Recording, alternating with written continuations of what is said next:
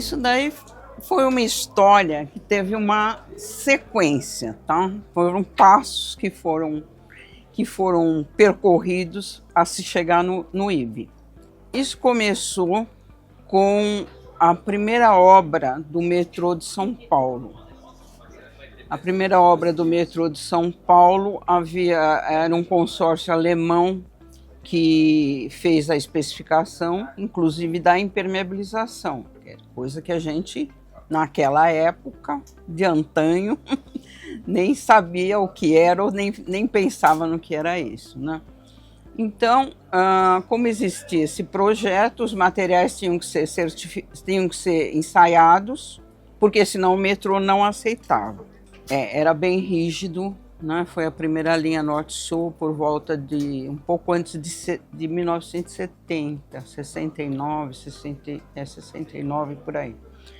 E eu trabalhava no IPT, recém-formada, né, no setor de pavimentação, que nem existia setor de impermeabilização naquela época.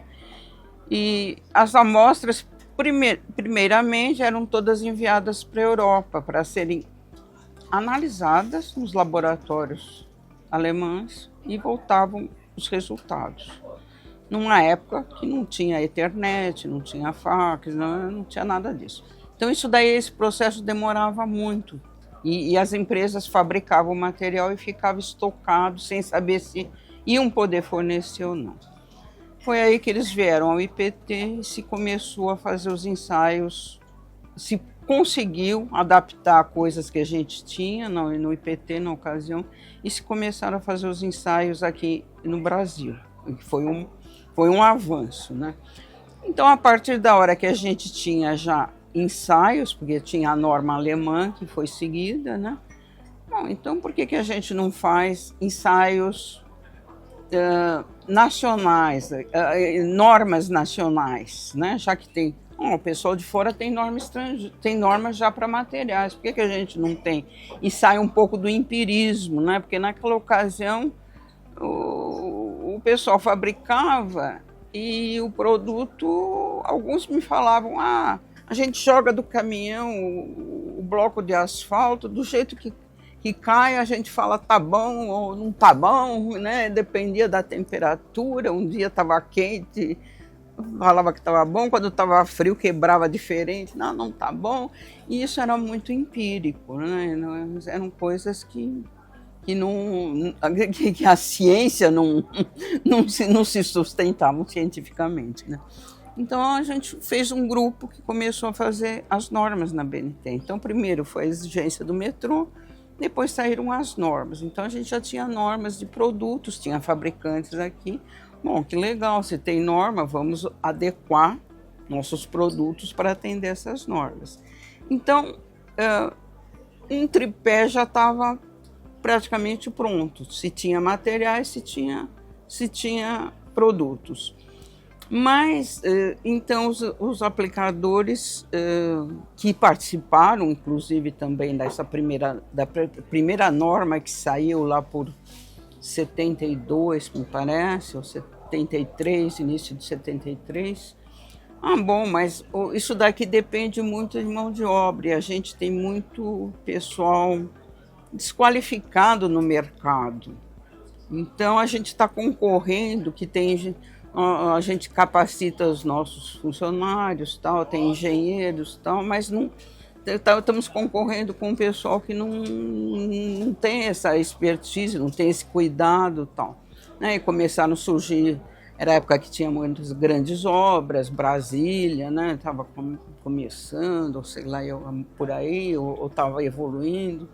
E então nós precisamos criar um instituto que congregue esses instaladores para dar uma credibilidade. Então você daí fechava o perfil, né? Você fechava o tripé, né? Era produto, era normalização e era uma qualificação dos instaladores. Foi aí que começou o nosso instituto.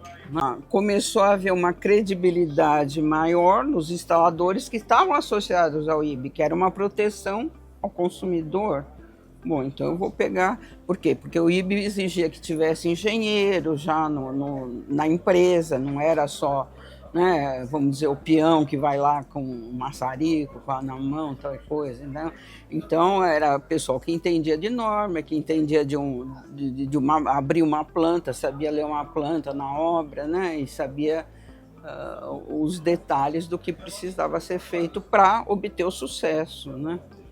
Então foi aí que surgiu o Instituto, que no começo agregava mais instaladores, depois não, temos os fabricantes do nosso lado, quer dizer, então o IB foi crescendo e foi se ampliando, e hoje em dia nós estamos, quer dizer, a gente percorreu, né, 50 anos disso, né? Conseguimos fazer um primeiro simpósio numa condição, né, assim, muito amadora, né? Eu fui lá, como eu trabalhava no IPT, lá na USP, não, eu vou tentar lá na Poli, ver se o pessoal tem uma sala aí, um cantinho para a gente fazer um primeiro simpósio, né? E uma primeira congregação do pessoal para falar de impermeabilização. Né? E assim fizemos, de uma forma muito tosca, eu diria, né? Perto do que a gente tem hoje. Então, claro que todo ano, todo simpósio foi uma evolução, tanto em termos de trabalho, em termos de organização. Eu participei de todos eles, tive a oportunidade até de chefiar um deles que foi acho que no Maxud, aqui de São Paulo. Mas aí, então por aí foi, né? Então a gente foi evoluindo na questão da logística, do simpósio, da apresentação dos trabalhos, né? da forma de colocar. Quer dizer, tudo foi uma evolução. Como é uma evolução, as próprias técnicas todas de materiais e de aplicação, né? Que hoje em dia a gente estava vendo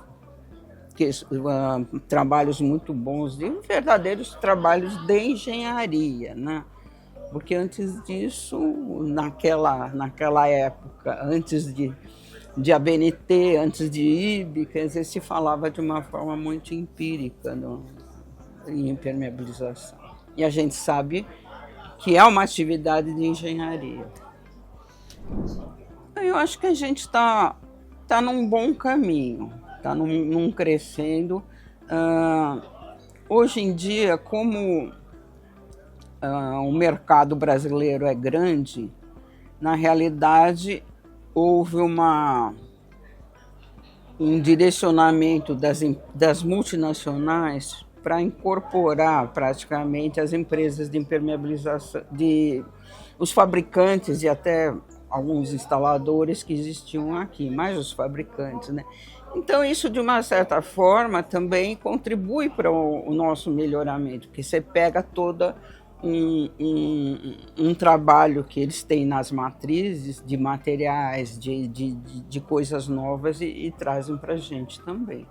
O que eu considero uma evolução, o pessoal está instalado aqui, dá emprego aqui, isso é benéfico para todo mundo, né?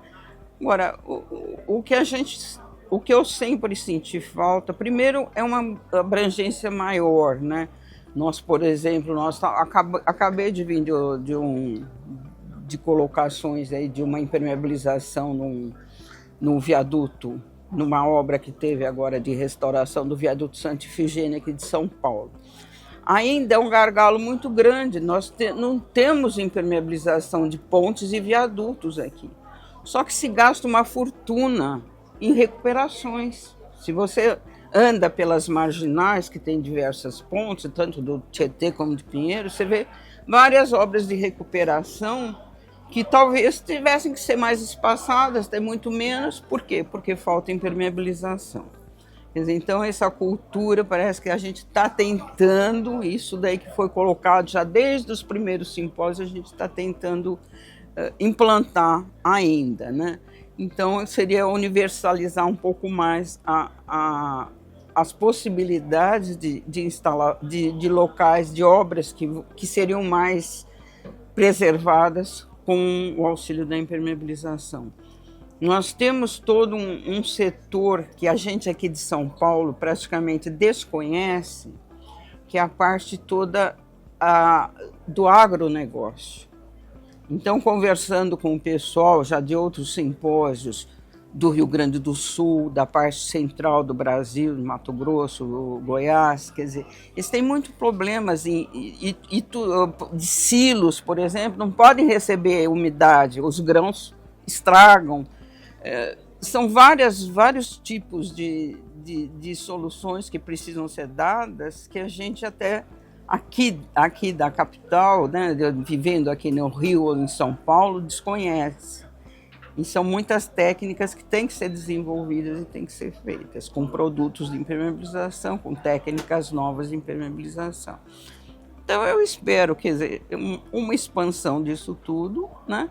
E sempre acompanhado de uma parte que faltava e que a gente está agora começando também, é ter peças auxiliares, porque lá fora você tem muita peça para tubulação, para piscina, para ralos, quer dizer, peças já pré-fabricadas que auxiliam muito, que deixam, vamos dizer, a parte de serviços isenta da falha da mão de obra. Quer dizer, então isso daí, que tem uma empresa de Santa Catarina que está fazendo algumas peças, que é muito importante para o nosso setor. Então, à medida que você tem mais demanda por isso, porque o cara fabricar 3, 4 peças, o molde custa um horror de preço, né, para você ter uma escala pequena, mas à medida que isso se dissemina, nós podemos ter várias peças que venham auxiliar muito, fazer com que o sistema fique mais rápido, até mais barato no conjunto todo, porque você agilizando tudo, você usa menos mão de obra, você usa menos material, e com essas peças pré-fabricadas isso tem ajudado muito.